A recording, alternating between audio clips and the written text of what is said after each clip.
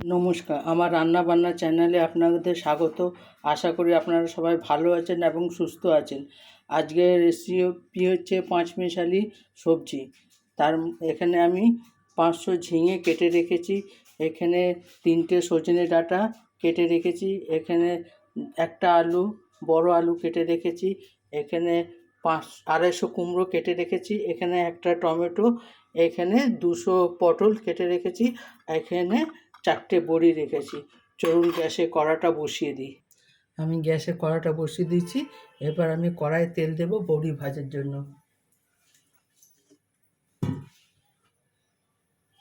এবার আমি অল্প তেল দেব বড়ি ভাজার জন্য। আপনারা নিজেরা পরিমাণ মতো তেল দেবেন। আমি বড়িটা ভেজে নেব। গরমকালে এই পাঁচমিশালি সবজি বেশ ভালো লাগে খেতে। একটু ডাল করে নেবেন, পাঁচমিশালি সবজি করে নেবেন, ভাত খাওয়া হয়ে যাবে। আমি বড়িটা ভেজে নেব, একটু লাল লাল করে ভেজে নেবেন।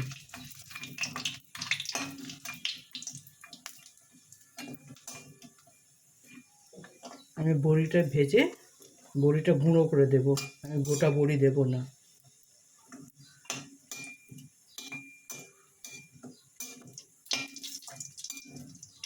আপনারা গোটাও দিতে পারেন, কিন্তু আমি গুঁড়ো করে দেবো। গুঁড়ো করে দিলে বেশ ভালো লাগে খেতে। এটাকে আমি ভেজে নেব। আমার বড়ি ভাজা হয়ে গেছে, এবার বড়িটাকে আমি তুলে নেব।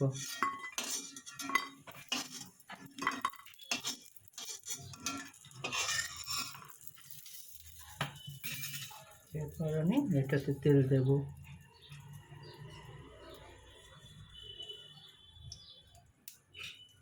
এবার আমি এটা ফোড়ন দেব।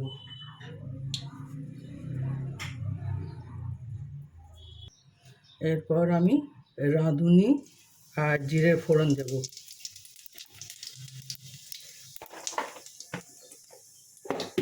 এরপর কুচনো আলুটা দিয়ে দেব।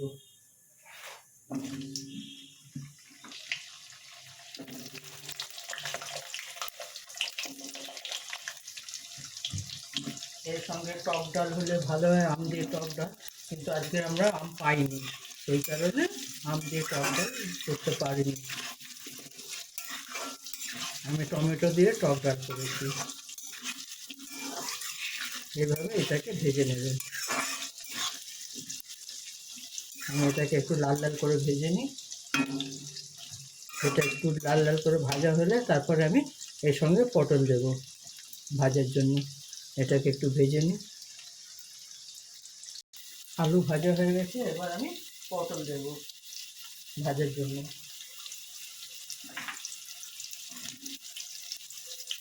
পটল দিয়ে একটু আমি এটাকে লাল লাল করে ভাজবো।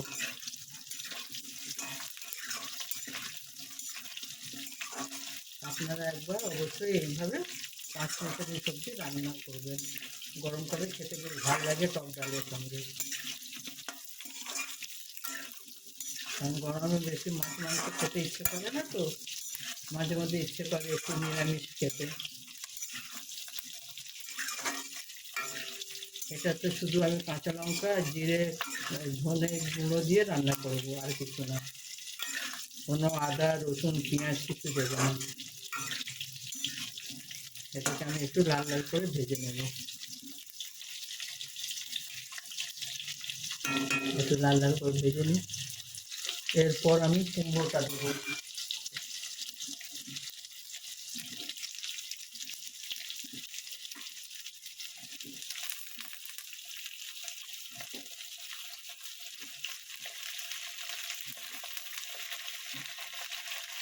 নুন দেবো আর পরিমাণ মতো নুন দেবো। যে যা আপনারা স্বাদ অনুযায়ী নুন দেবেন।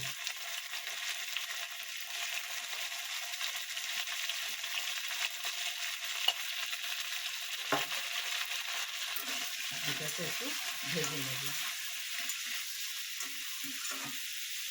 আমি এখন কোনো মশলা দিইনি, এটা একটু ভাজা ভাজা করে নেব।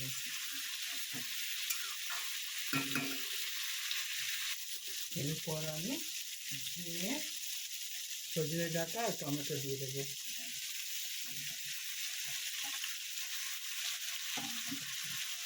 আমি এটাকে একটু ভাজা ভাজা করে নেব।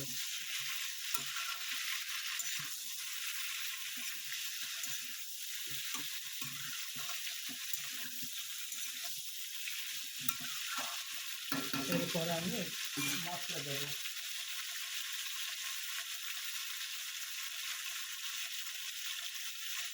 আমি 1 চামচ হলুদের গুঁড়ো দিলাম, ছোটো চামচে 1 চামচ জিরের গুঁড়ো দিলাম, 1 চামচ ধনের গুঁড়ো দিলাম।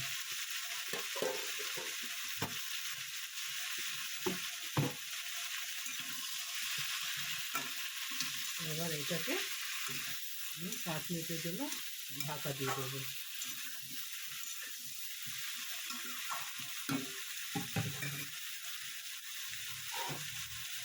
এটা 5 মিনিটের জন্য ঢাকা দিয়ে দেবো। 5 মিনিট হয়ে গেছে, এবার ঢাকাটা সরিয়ে দেবো।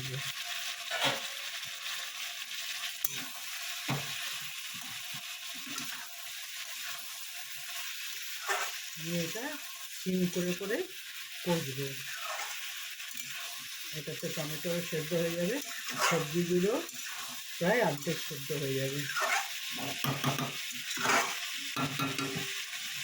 এরপর আমি 2টো কাঁচা লঙ্কা দেব।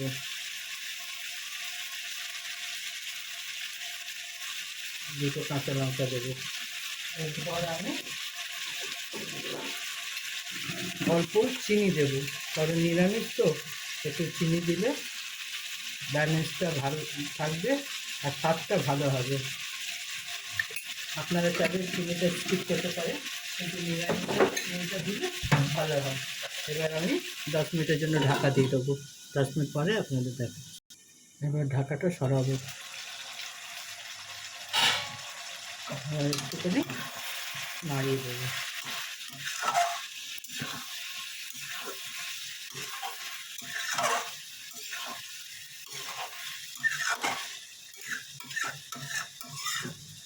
এটা নামাবার আগে আপনারা গরম মশলা দিতে পারেন, ঘি দিতে পারেন।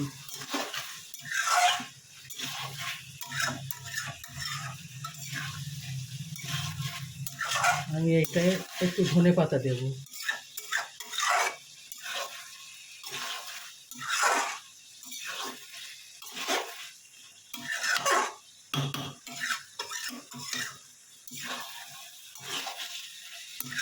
দেখুন আমার কষা হয়ে গেছে।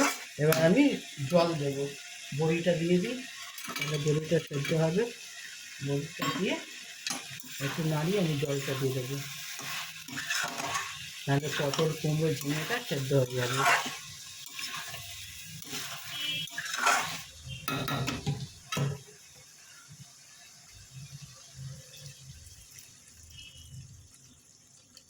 বেশি জল দেব না।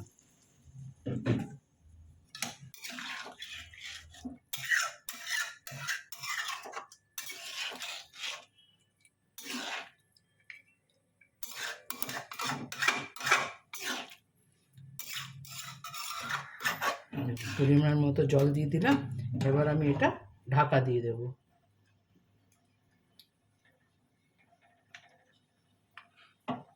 আবার এটা 10 মিনিটের জন্য ঢাকা দিয়ে দেব।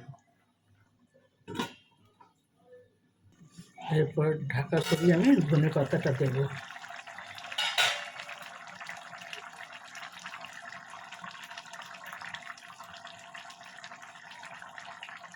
এই সময় ধনে পাতাটা দিলে তরকারিতে ভালো গন্ধ বেরোবে।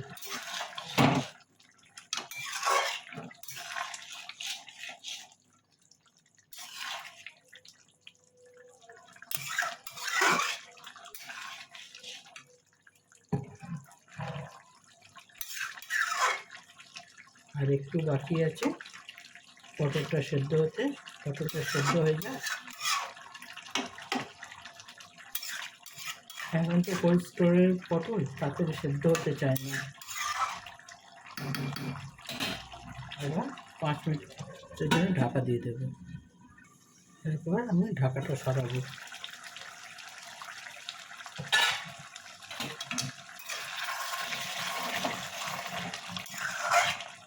দেখুন আমার 5 মিনিটের মধ্যে সবজি একেবারে রেডি। আপনারা চাইলে ঝোল রাখতে পারেন, আমি একটু গামাকা রাখবো।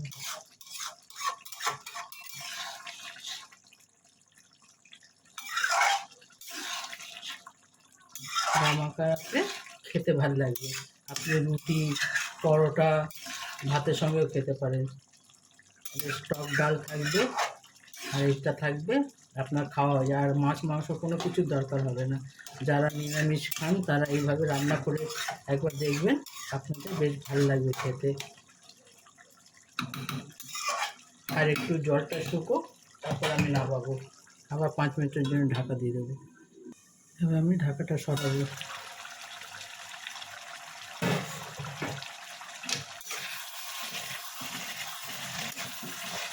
আমার 5 মিনিটের তরকারি রেডি। এবার আমি এটাকে নামিয়ে নেব। এইভাবে নামিয়ে নেব। আপনারা যদি ঘি গরম মশলা দিতে চান এই সময় দিয়ে দেবেন। দেখুন এবার নামিয়ে নেব। দেখুন আমার 5 মিনিট চালের সবজি একেবারে রেডি। আপনারা এইভাবে একবার অবশ্যই বানিয়ে দেখবেন, কেমন হয় আমাকে কমেন্ট করে জানাবেন। আমার রান্নাবান্নার চ্যানেলটা দেখার জন্য আপনাদের ধন্যবাদ। আপনারা এইভাবে আমার সঙ্গে থাকবেন, আমাকে সাপোর্ট করবেন। ভগবানের কাছে প্রার্থনা করে আপনারা সবাই সুস্থ এবং ভালো থাকুন। আমার চ্যানেলটা দেখার জন্য ধন্যবাদ। Thank you.